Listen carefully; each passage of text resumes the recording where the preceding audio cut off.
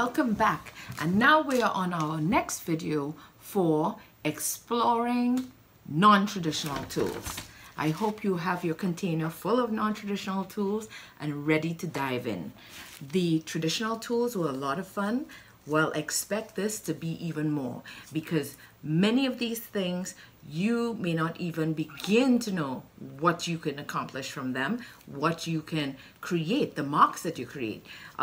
In our traditional exercise, we were shocked about how there were many non-traditional ways we use traditional tools. So that's really interesting. So we're going to do the same thing again. We're going to tape our page, very similar to how we did before with the traditional tools. And some of the tape I use, I salvaged it. If it's not salvageable, then go into your tape and use some more. So I'm going to go ahead and tape this up and get ready to start. So you can do the same. Tape up your page and we'll come back. Okay, let's explore our non-traditional tools. We have a ton of non-traditional tools to explore and create marks. So we're making mark making out of all of these non-traditional tools. I gathered all my tools and have it in one area. And now I'm going to begin. Again, I'm going to express, as I did with the traditional tools, that because we want to focus on mark making, that I don't want to use color. So I'm not using colored inks or colored paint. I'm just using black and neutral colors, okay? So I tend to do things like that. A lot of artists tend to take away color when they're exploring form, shape, texture, all these different elements of design, okay? Because sometimes color tends to confuse us a bit or, you know, distract us. All right, so I'm going straight in, and I love using this. This is actually book paper. I love book paper in many ways. I collage with it. I do all sorts of stuff with book paper. So what I'm gonna do, this one I've used already, just a strip of book paper, and I'm rolling it, okay? Now, when I use it in other ways, I collage with it. You're seeing the letters. This, you can use any paper. I like the book paper because some of them are sturdy, or even if the thin ones, when you roll it and roll it, it creates a different kind of texture and form.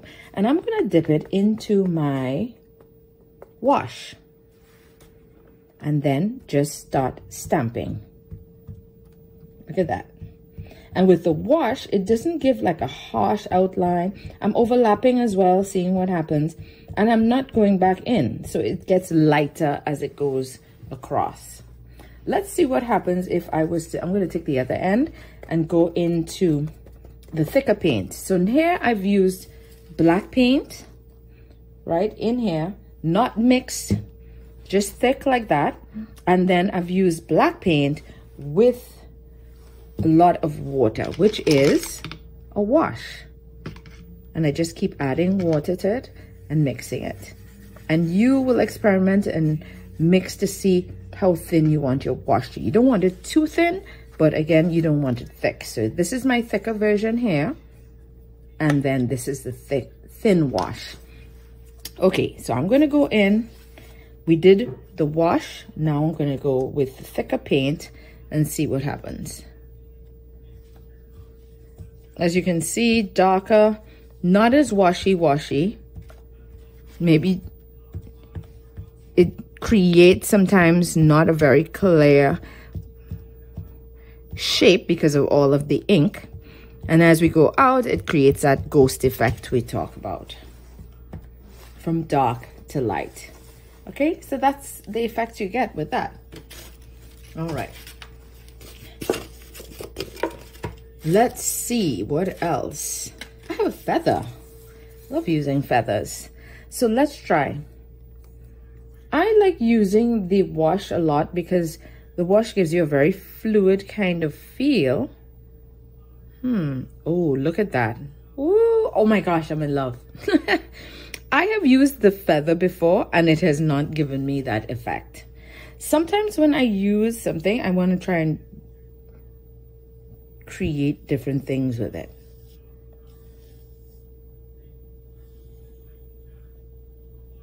Oh my gosh. You see how much fun you can have with these explorations? Both of them, feathers. Again, you can try and use another part of the feather. As you can see, it's not really creating much of a line. When I use the wash, it can give me more of that thin repeated line. But you know, it's all about the expression. I really love that one, what's happening there. And remember, go in and label so you don't forget. Rolled paper, okay, and rolled paper. Of course, when you take these out, you would write it in pen or pencil underneath in the space where the tape is. Okay, so let's go on. I have a piece of rope. I like doing this as well. Okay, I'm gonna dip it into my wash. You know, try and soak it in there. You can use a brush or your fingers to kind of coat it. Squeeze out a little bit of the excess. And let's see what happens. I'm gonna have it like this. And then drag. Look at that. What if I just use the edge of it?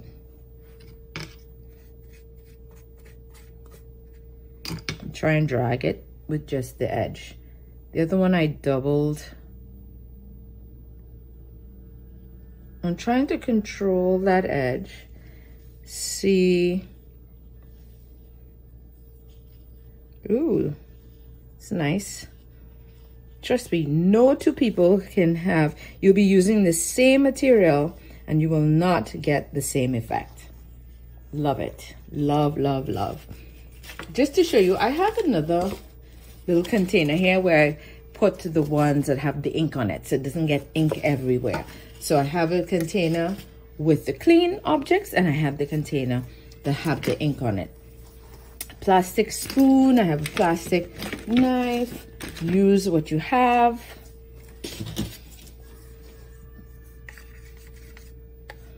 Or maybe you want to use the thick one. Ooh, I just remembered that this, the knife has that serrated edge. So let's see if we get a nice kind of effect. Not bad.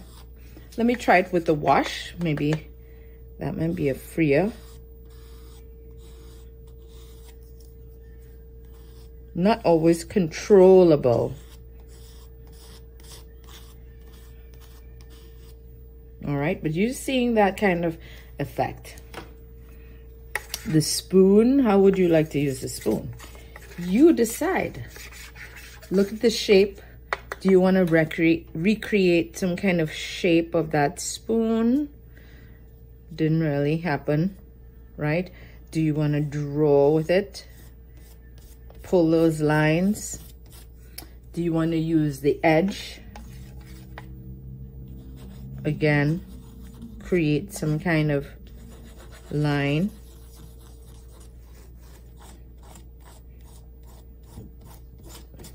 Spoon. Not a fan, but you know, that's what it's about. Exploring what kind of shape can you use with it.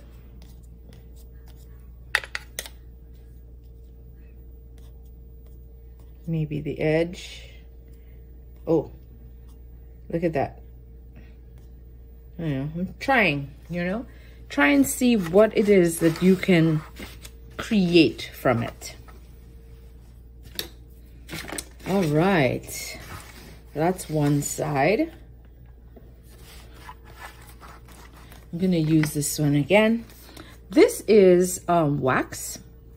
Love using wax, and it gives you a resist. So what it does, wax, you can use wax, you can use pastels, give you a similar effect. Wax crayons give you a similar effect where they resist the water-based paint. Okay, so I'm going to go in with some kind of pattern here. right?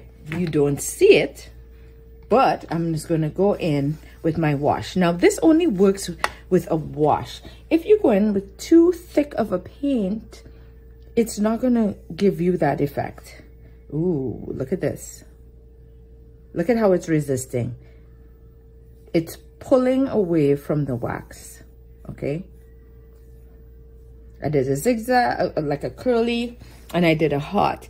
As you can see, if you don't press hard on all areas, you may not get that effect, okay? So I love that. You can write a word or initial. Okay. Can you guess what I'm writing here? All right, let's go. Ah, ta-da! Love. Okay, so you can write words, you can do shapes. This is fun. You can do a whole page of these. Do your initials, do all sorts of stuff. Sponging. Oh, I love, love, love sponging. So this is a sponge, a household sponge, and I cut them into different shapes. This is just a little square, rectangle, sponging.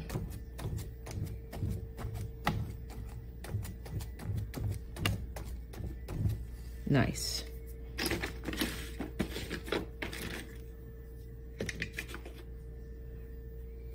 What else can you use? Lots of things. This is a cord. Oh, this is nice. Bubble wrap. Let's do this. I am going to use a thicker paint. Now, I want you to decide which one. Like, some things may work better with a thicker paint, some things with a thin wash, and some things both. You know, try them on both and see what happens. So I'm putting the thicker paint on here, on the bubble wrap, and then just kind of stamping it.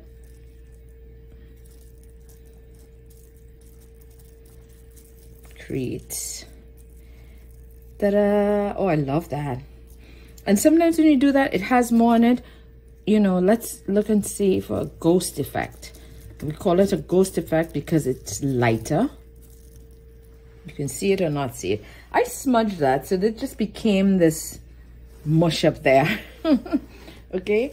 These things happen. You may not like every single block that you do, but that is what exploration is all about. Now this, I love this too. And I haven't used this. I don't think I have. Like this. I've used it in collage.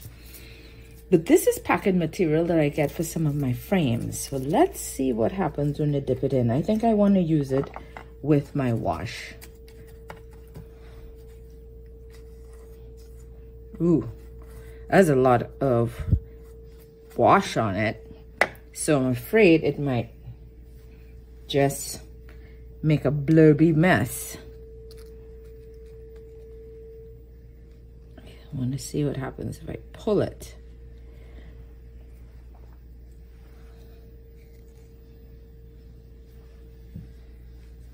Not much. Don't give up on it, because you can go in again, use another piece, see what happens maybe when it's with a thicker paint. What kind of, you know, lines are you going to get, kind of effect. So don't just give up on it if you don't like the effect. I don't mind it. I don't mind it at all. Okay. Look at this, the top of my paint pen. This is the old paint pen. I don't need the cover anymore. It was dry and it got thrown out, and I had this left, so let's make circles. Ooh. That's a paint pen cover. All right, that's a paint pen cover. Look at this. Let's make another circle. This is noodle, pool noodle that I just sliced. This is going to give a lovely textured effect because the texture of the pool noodle. Let's see. Put it right here. Press, oops, sorry. Press down. Oh, I like it, but it was too thick. I would like to see a ghost effect of that. I'm just gonna try it here. Ooh, look at that. Ooh, look at that. I love it. Gets lighter and lighter, but look at those textures. Look at those textures. As you can see, your sketchbook is a free place, judgment-free zone where you're experimenting. So even though the exercise, we had it in, you know, sections like this, orderly, so that we know what it is.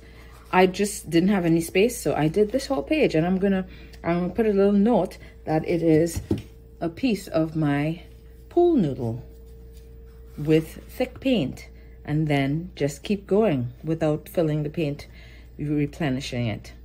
So there you have it. All of these, don't forget to label what they are. So I'm gonna label what they are, let it dry, pull the tape off, and then we'll be back to take a look at the finished product. Okay?